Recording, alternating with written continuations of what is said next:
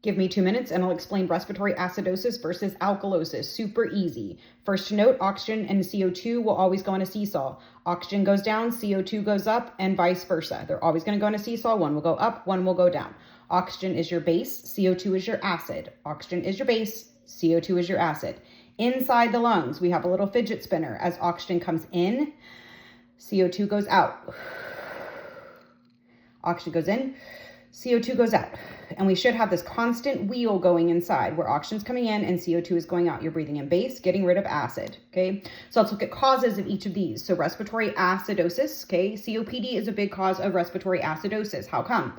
You have to note how people breathe when they have COPD. They're barely bringing in oxygen and they're barely getting rid of their CO2. Barely bringing in oxygen, barely getting rid of CO2. So this fidget spinner is not moving, right? So if they are not breathing out their CO2, CO2 stays inside. Your CO2 is your acid, so they are going to be in acidosis. Let's look at the second one, which is narcotic use. Narcotic use decreases the respiratory rate and causes them to breathe more shallow. So they're taking in oxygen, but not a lot of their CO2 is coming out. CO2 is going to be retained. CO2 is my acid, so they will be in acidosis. Let's look over here at alkalosis. So they're going to be more basic on the inside. When someone's having a panic attack, they can go into alkalosis. This spinner is going,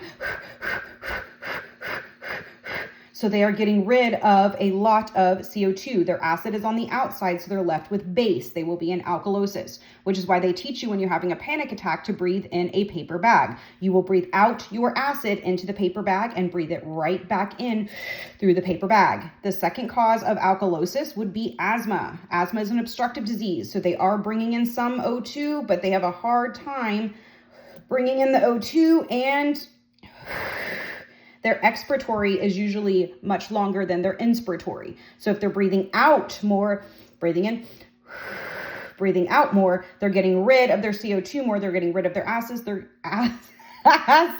Help me, Lord, they should not get rid of their ass, okay? That doesn't happen in asthma, okay? And asthma, they're going to go into alkalosis because they're able to bring in some oxygen, but the CO2 expiration much longer, so they're breathing out their acid, leaving them inside alkalosis.